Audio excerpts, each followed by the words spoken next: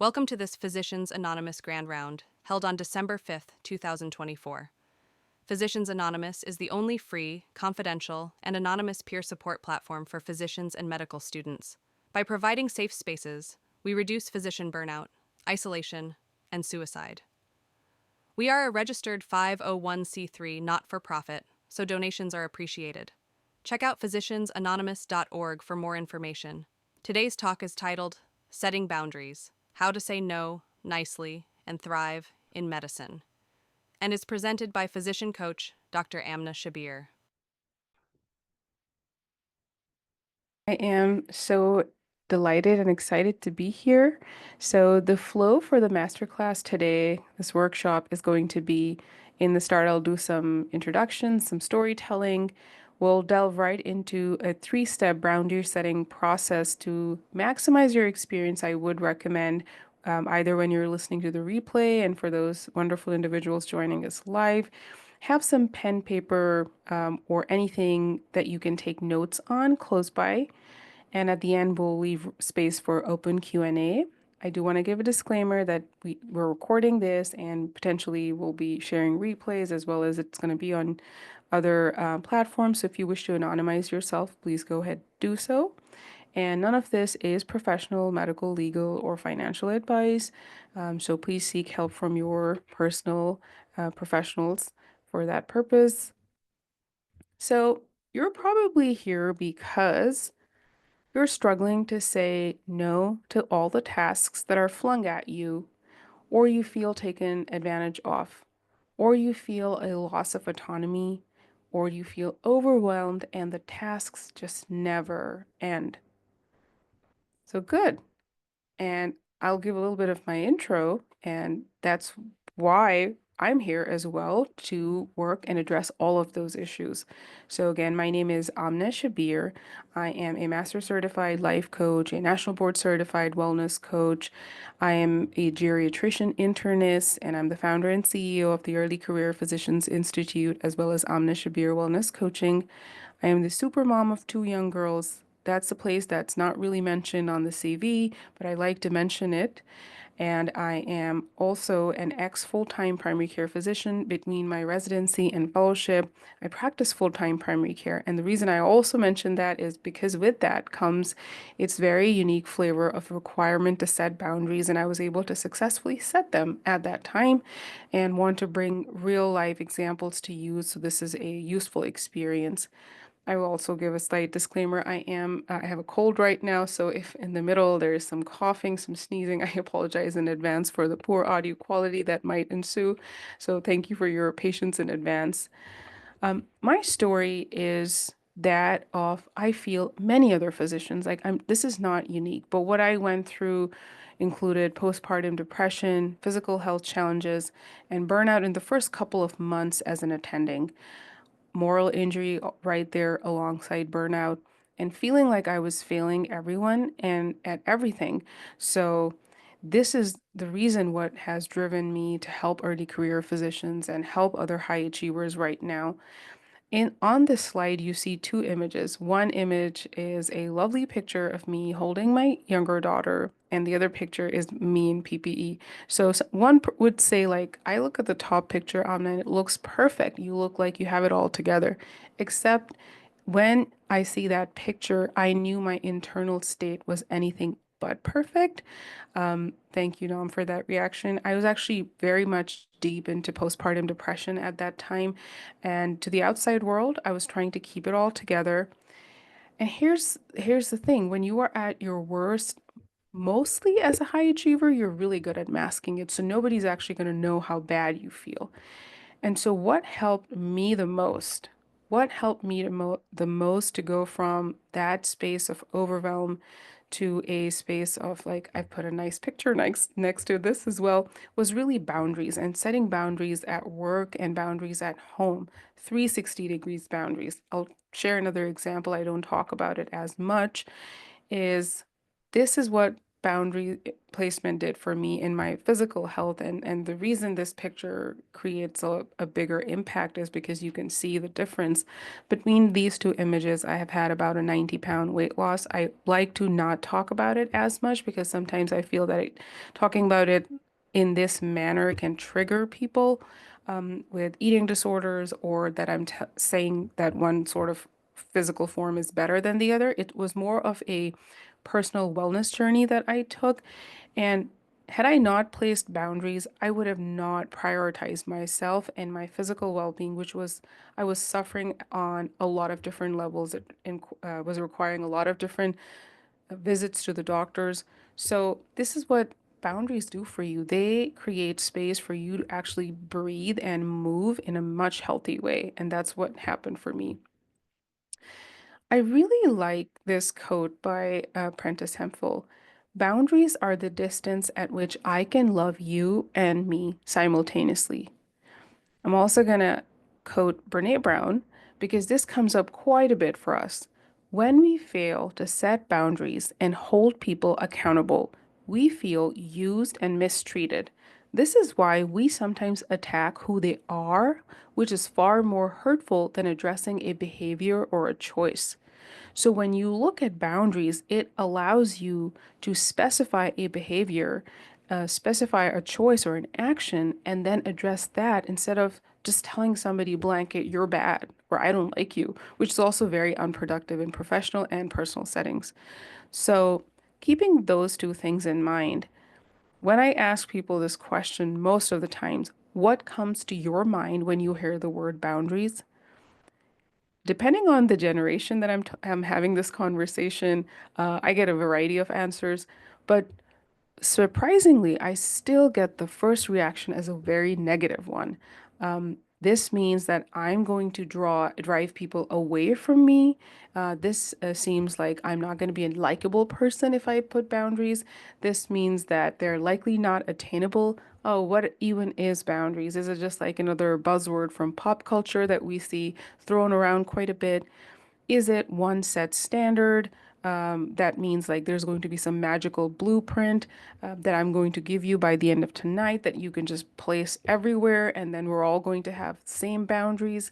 And often there's this overwhelm as well when you recognize that yes, this is something I need, but where do I even begin to start the process of boundary setting? I like to start with definitions because if you don't know what you're trying to achieve, you're not going to be able to achieve it. So let's clarify it. And I put three different versions of definitions here, and you can pick and choose and mix and match. One is a psychological demarcation that protects the integrity of an individual or group or helps the person or group set realistic limits on participation in a relationship or activity. I like that it's comprehensive. And then Brene Brown says, what's okay and what's not okay. And Kevin Hampton says, limits or margins that allow room for some give and some take.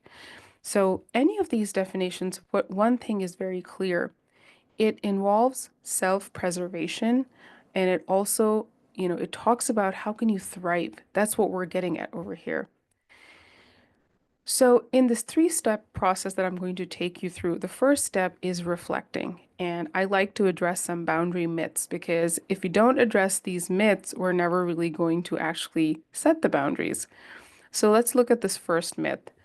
Boundaries are there to manipulate and control others. I get this quite a bit. Okay, boundaries are not there to manipulate and control others. A boundary clearly sets a way for you to protect yourself and your time, which is your most valuable asset.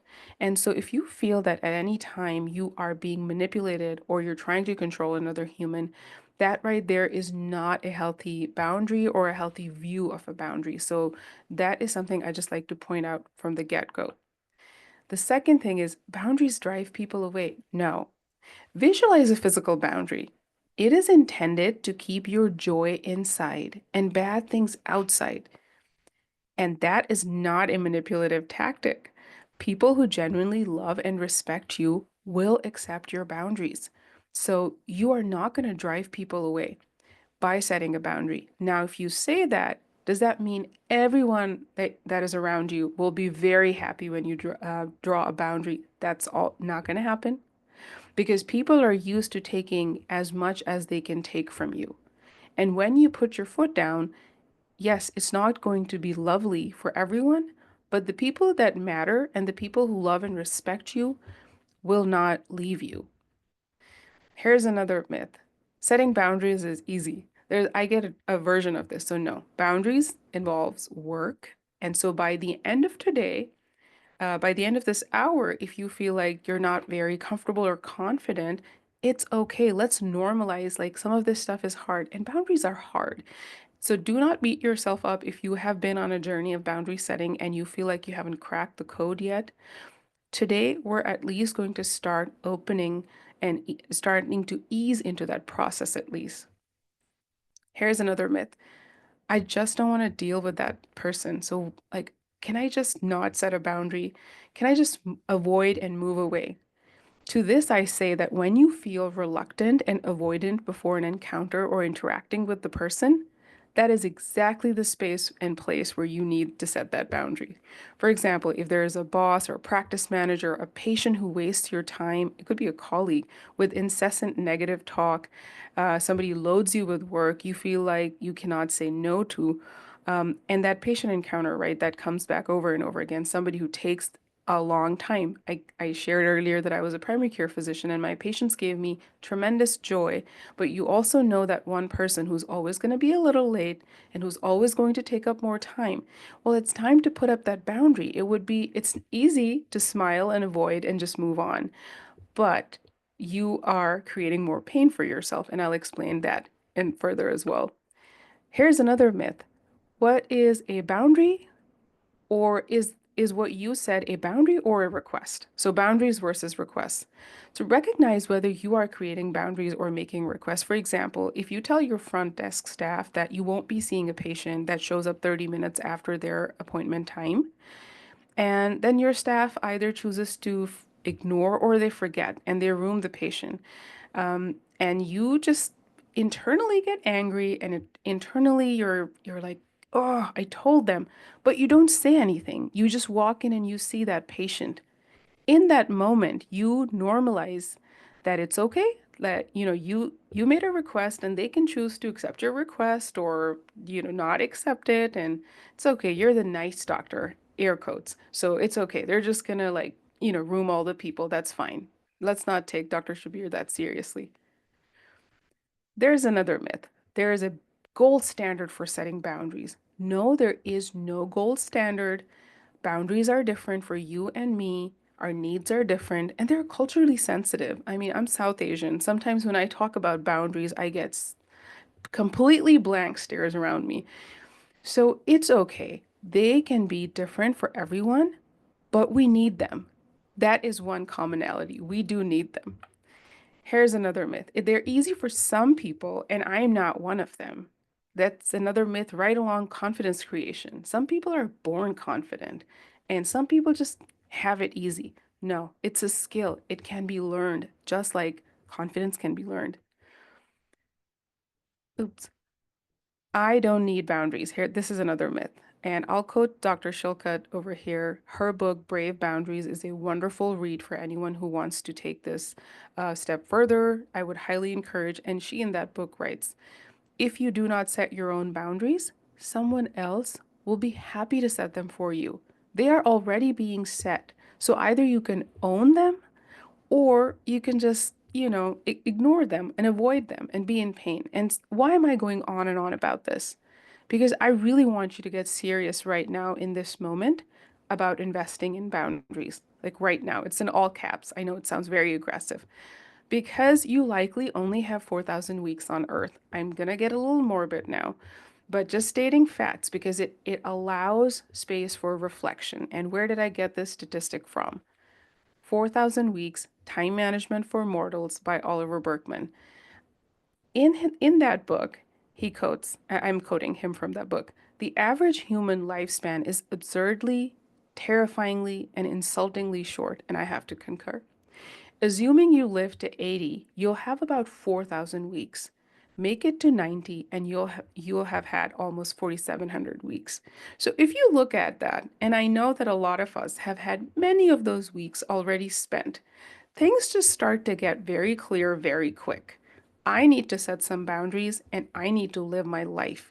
So step number one is to examine your myths that are holding you back and the fact that you really need to recognize this statistic about time. If there's one gold standard boundary, I would say that would be applicable to all of us. That is a time boundary. We need to be protective of our time. So, step two, now that you've thought about, okay, what are the potential limits that I have? The second step in boundary setting is to identify where you need boundaries. Again, they're different for all of us. I'll give an example.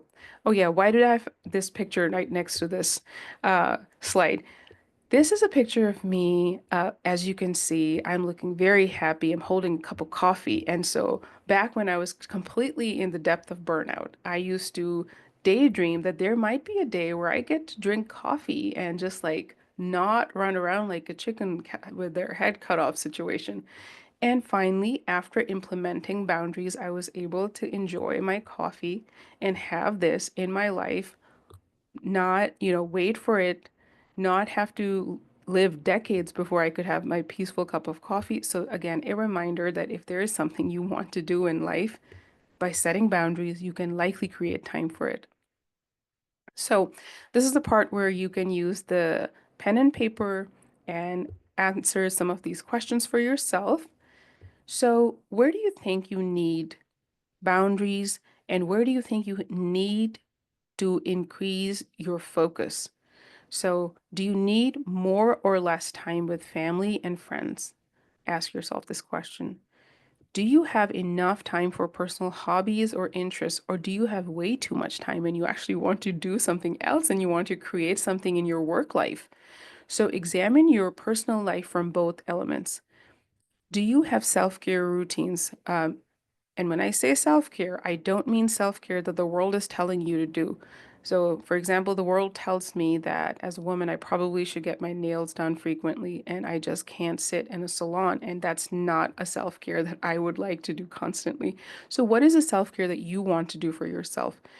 And then what are the boundaries surrounding technology use for yourself? Are you getting a time for digital detox? Are you unplugging completely? And when I put in personal life, the question that comes to front and center is where is people pleasing and the need for constant external validation impacting your ability to set personal boundaries? So, people pleasing is something that is present for all of us evolutionarily. We all want to be part of a tribe. But then I feel as we go through medical education and training, it almost becomes a survival need. And depending on where you train and how good your mentors are, or you are exposed to a toxic environment, you just have to say yes. You have to just constantly, say the right thing, do the right dance. It has nothing to do with learning. And so ask yourself, are you taking that? Right now, we're talking about your personal life. Are you taking that behavior and bringing it to your personal life as well? Because much as we like to think, okay, there's work and there's life and there's personal life, you are one human. You are interconnected. The things from work are following you home, and what's happening at home is following you at work. So ask yourself, where is people pleasing showing up for your personal life and your boundaries in that situation? Next, before I talk about professional boundaries, I always blanket give this statement that yes, today I am talking to you about things and steps that you can do, but I'm not gaslighting you. I really want to hold space for you that the healthcare system is broken, but also recognizing that you are working in this broken healthcare system. So let's not waste our precious 4,000 weeks waiting for the system to get better. You always have personal autonomy and you always have personal choice. Where can you leverage your autonomy as a human to make good decisions for yourself? a lot of times we want to be in that space where, want to focus on that. And that is right there. And there are other efforts and places and spaces to create change and to talk about system level change. But I don't want you to waste your life waiting for the system to change. You have to start putting boundaries. So with that said, let's go to your professional life. When your professional life is looked at, I look at work hours and workload. So this is a time to ask yourself, where at my work do I need to set boundaries? Is it my time at work? If you're an attending, if you are a trainee, I'm sorry that I know that there's not a lot that's in your control right now in terms of work hours, but yes, there are logging your work hours as truthfully as you can. And I know that there are programs that are out there that are toxic and that make you log fake hours and you've actually worked more than that. So I want to acknowledge all of that, but still asking yourself where, because if we can't identify the problem, we can't fix it. So ask yourself, is it the work hours? Is it the workload?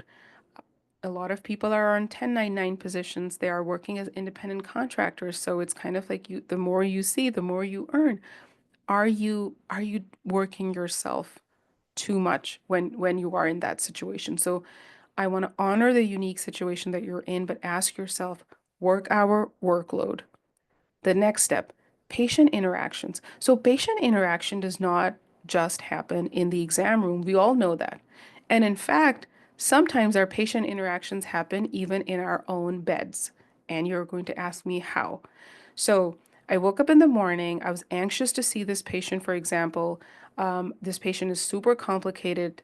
I'll give an example from primary care days. I have reviewed their chart the night before for their 90-day hospitalization, and I go and I see them. So I spent all this time before prepping. I see the patient. I spend the time in the exam room. Then I stepped outside. Then I spend time with the same patient, looking at their labs, looking at their in-basket messages that followed, filling their paperwork. And then because I ordered labs and I was worried about them, I came home and I brought that patient in my brain again at home. And then after I put my kids to bed, I went and opened the EMR and I checked if the labs had resulted. And then I was worried about them because remember, I'm a compassionate physician. So then I went to bed and I basically brought them to my dreams and to my bed again with me. So I spent 2 nights with the same patient. And this is not uncommon. We are taking all of this to bed with us. And so this is one is there are many layers of the patient interaction. What I described was not just a physical layer, but a mental layer. And where is the boundary over there? Remember, this session is about boundary setting. And then there are those actual tangible things that you can do in the exam room. Are you educating your patient that their time starts for example, you have 20 minutes with them. 20 minutes is the time that you have with them. And then all the other time was unpaid and unaccounted for. So where are you struggling with in your patient interactions? Is it the time in the exam room? Is it the time spent charting afterwards? Is it the time spent filling paperwork? So ask yourself, where are you struggling right there? Then, following that is relationships with colleagues, boundaries surrounding that. If you are the nice doctor, I am sorry, everyone is going to come talk to you. Everyone. That means all your staff because you're amazing and it's a quality, but then you're suffering, right? You're suffering because everyone has now shared personal and professional things from you because when you're in a rush, who is the nurse going to call and talk to? The doctor who's going to be nice and kind and actually listen to them? Or the doctor who's going to be a little short, look at them strange, make them feel bad, which is not okay. So I'm not requesting you to do that. But ask yourself, how is your relationship with your peers? Are there clear boundaries surrounding that? And I can't not talk about chatty colleagues as somebody who's also prone to talking a lot. How are we drawing the boundary where we gently let our colleagues know that it's okay, let's stop talking now. We have to finish this and we have to go.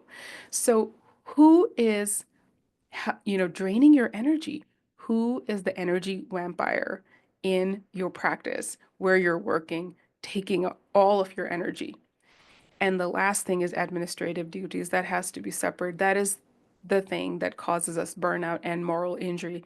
Are you struggling? Is your admin work bleeding into your home life completely? Are we pajama charting? Are we doing all the things that we do? And how can we stop doing that? Because remember, we still have the same 4,000 weeks. We are also human beings. We have the same 4,000 weeks, and we're not paid for charting in our bedtime. And our children will grow and our lives will move on. The charts need to close, and we need to set boundaries so we can have that sanity. So now that I gave those examples, ask yourself this question: where do you feel the most drained or overwhelmed? Just write anything that comes to your mind right now, either personal or professional life, what's coming up. Ask yourself this next: are there specific situations or relationships that consistently cause you stress? Just just take a deep breath and look at your whole life. This is your personal life, this is your professional life, situations or relationships that are consistently causing you stress. And that can be your peers, your staff, your colleagues, your partner at home, your spouse, your children, your mother-in-law, whatever's coming to your mind, just write it down.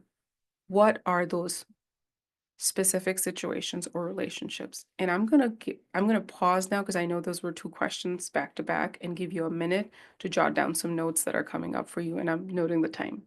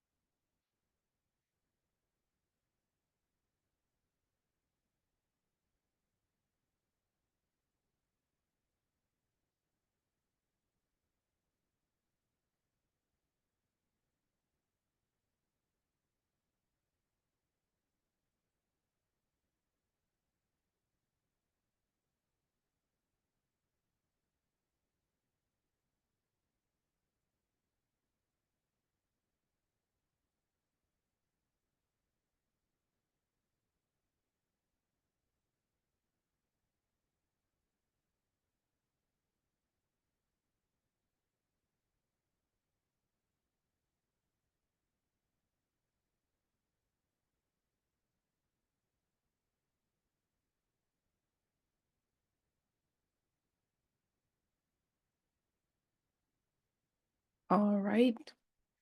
I hope we got some notes taken for both of those.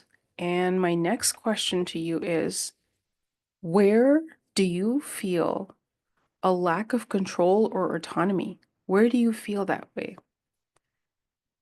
And again, remember, you are a whole human. You can think of your complete life. Sometimes when we are surrounding our loved ones, we feel a lot of lack of control or autonomy. We're having this conversation smack in the middle of the holiday season. Thanksgiving just happened for those joining us in the US, and we have a lot of fun vacation and holidays coming up, and that means loved ones that are physically present or loved ones that we have lost. And it brings up a lot of different emotions, from joy to grief and sadness. And sometimes, and we carry those feelings at work as well. So, where do you think you are feeling a lack of control or autonomy? And, this is just to help you try and commit down to one area of focus right now, whether it's in your personal life or in your professional life. And I'm gonna again give a 30-second pause right now to think, is it my personal life or my professional life that right now I need boundaries in?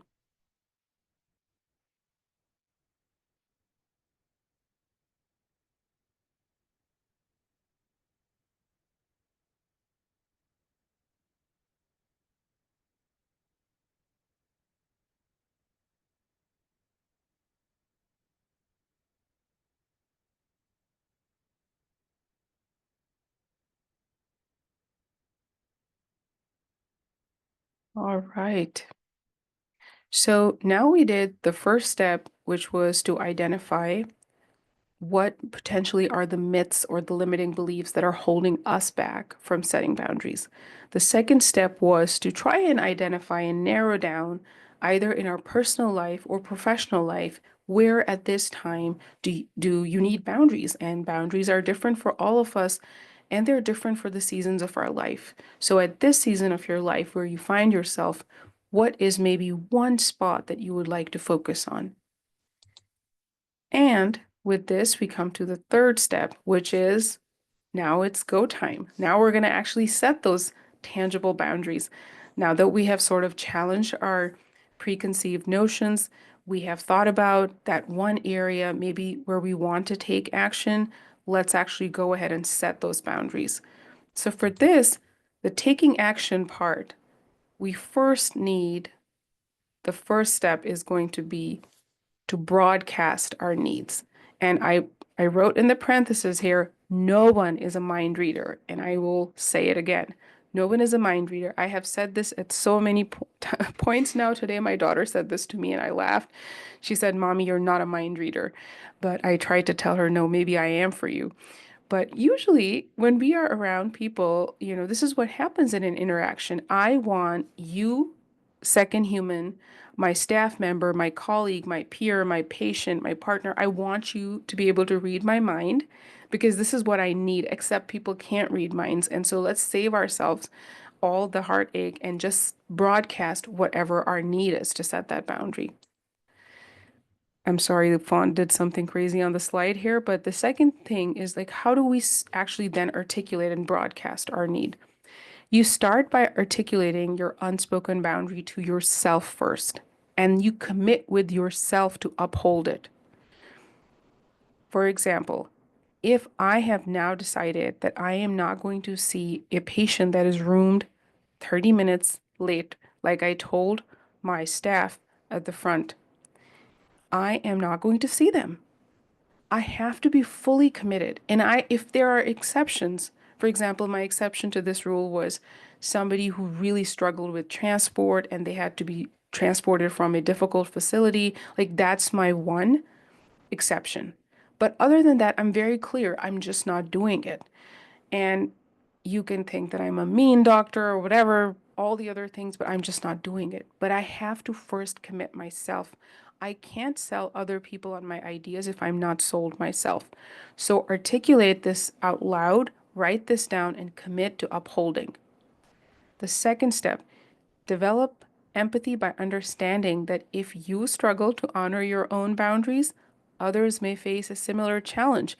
It's just like if I'm not sold on this idea again, I'm going to go and talk about this to somebody else. They're going to recognize that, oh, is this a boundary or is this a request? Is she actually going to follow through?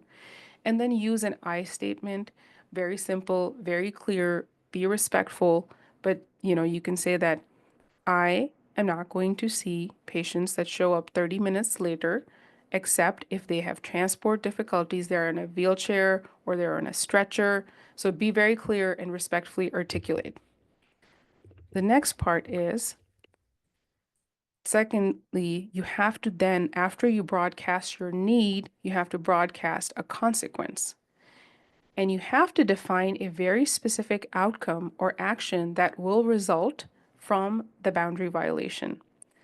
And you have to share this in a very non-threatening and straightforward, matter-of-fact way. Okay, so if the patient that is roomed late, shows up late, is roomed, and I have said that I'm not going to see them, I'm going to walk in and politely walk the patient out into the waiting room. That's going to be the consequence. It's not threatening, it's matter of fact. And to the first part, I would also say that I added, when I was sharing this with the front desk staff, I also added that I was going home at 8 p.m. every day and the clinic ended at 4 p.m. So I would like to not do that. And, initially there were some smiles, there were some laughter, but they realized afterwards that, actually she means business. She's right. So when my first patient, my boundary turned into a request, sort of, almost came close. I walked in, I greeted my patient, was respectful, and I said, you know, you are 30 minutes late. Unfortunately, there are XYZ patients are in the waiting room today. Unfortunately, I can't see you, but I'd be happy to see you tomorrow. Let's go to the front desk and schedule your next appointment. And I walked them out. Was it the most ideal? Was it the same for every patient? No, I had to use language appropriately. Um, I also, for same day visit, would offer them to see my colleague if they had an open appointment. But the point that I'm trying to make with this example is you can brainstorm, but you have to be very committed and clear and just respectful, matter of fact.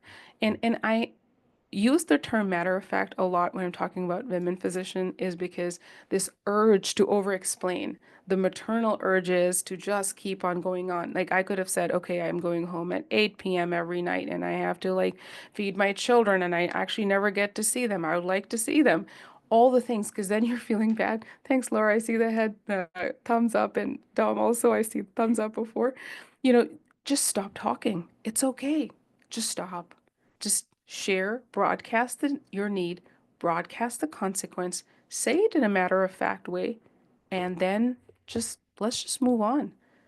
Let's just then obey yourself because you did it, right? The third part is to just do it. You have to take the action. And you would think that after I walked the patient out the first time, the lesson would have been learned. It didn't. It didn't. It took a hot 6 to 7 months. But then what was the consequence? My patients never waited in the waiting room for me. They were seen immediately. And for this boundary setting, there was a large part of it was also a lot of education, and I'll expand on that a little bit as well. Because before I set this boundary, I also educated my patients like, do you know I only have 20 minutes to see you from the time you check in on the front desk to the time the medical assistant gets your vitals to the time I see you? It's 20 minutes, and I want to be able to spend the maximum time I can with you. So it would be awesome if you showed up a little early and got that first part of the process taken care of. And then I get to spend as much time as I can with you. And, 20, and within those 20 minutes, I'm also required to finish my note, finish my charting, fill all your paperwork, send all your meds, put in all your orders. So I just shared all of this with them. And so once you start listing, a lot of time patients will actually sympathize with you. They will be like, wow, I didn't realize that. I mean, how would they know what we're going through if we're not going to articulate it? And you do it in a respectful way, you do it in a matter of fact way, you do it in a light way. We're all on the same side. Your patient can be your ally. So educate and share. And then I would also put a little paragraph, well worded, respectful, in their after visit summary. So I did education, but my boundary was fixed. My boundary was my boundary. I was not seeing late patients. I am not going home at 8 p.m. again. I am not having this life of misery forever. You have to get clear on that. And you have to keep repeating yourself. And I put obey yourself because the biggest problem is you obeying yourself when you made that commitment. So, in summary, when you look back, the first step is to reflect on what boundary setting myth are you believing in right now? Do you think you have to be super confident? You have to maybe look a certain way, be a certain way, then you can set a boundary? No. Do you think that you're going to be labeled as a manipulative, mean person and people will all abandon you? No. My patients loved me. I had really good patient satisfaction scores. I know I'm not a fan of patient satisfaction scores per se, but I did have, like, if we were going to use objective data. And nobody was late. I survived this experiment of trying to keep my patients on time. And the biggest person was me. I had to get on board with it. And yes, was it extremely easy? It was not. I had to repeat myself constantly, constantly. But it was all worth it, totally worth it. So the first step is try to ask yourself, what is holding me back right now? Then the second step is identify where you need the boundary. And the third step is then broadcast your need, broadcast your consequence, and follow through. Just do it. I will also give an example of how you can chart better by setting boundaries. So, a lot of times, what I see when I'm coaching my clients is the inability to close the chart. I mean, we can get scribes, we can get AI softwares, but at the end of the day, you're the one who's going to sign that encounter. And you're not signing that encounter. Why? Because one day, the sun and the moon will align, and the grass will be green, and the sky will be blue, and the birds will be chirping.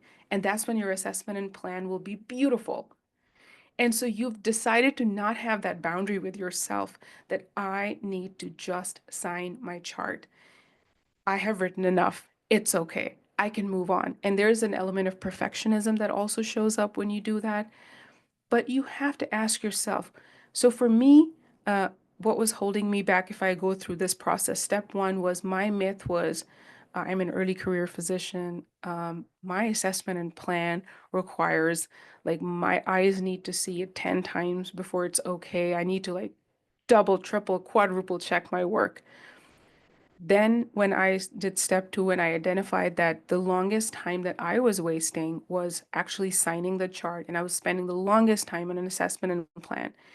And I also identified that for patients that were difficult scenarios, either I was attached to them and they were end of life, had cared for them, or it was a difficult family conversation. When I would write the assessment and plan, I would sort of relive the trauma. And so I would avoid it. And I had to identify like that was where I needed to draw the boundary, write the assessment plan, and sign it. And so I then went to step three. So I broadcasted my need to myself. The one day when I sat down and charted for 45 patient encounters all at the same day was the day I broadcasted my need. Never again am I doing this. This is unacceptable and this is not okay. And most of my notes had largely been written. The assessment and plan was just not done completely to my standards.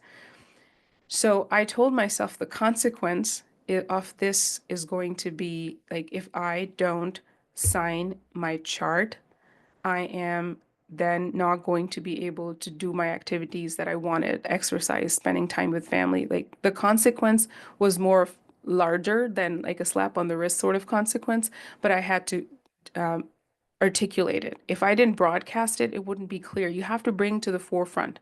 Okay, I just spent 4 hours every night charting. Like, how much time does that equate to? That's all unpaid time. That means I am missing out on rest. And then the third step was then I had to do it. I had to obey myself. I had to obey myself over and over again. And it was hard in the start when I would sign the note after seeing a patient. I would feel like creepy, crawly, tingly sensation. I just had to get over myself that I did my best. And I did my best. You document, you stay true to your integrity, but then you move on. You just have to move on. So, as I share all of this, I know a lot of mixed feelings come up when we talk about boundaries. There's a little bit of like this overwhelm, this procrastination. I probably am going to do this later, and self-criticism as well. It's not easy to set boundaries, and you don't have to do it alone. It is normal to feel the way you do, and there is always a way to get confident and draw those boundaries. So if you feel like you need extra help, I have free resources.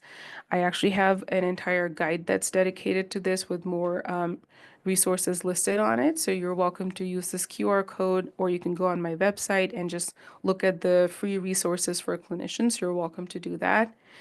And if you are interested in taking this maybe to a deeper level and would like to get coached by me, you're also welcome to schedule a free session and we can talk about that as well. But I want to normalize this process and absolutely underscore the fact that you need it.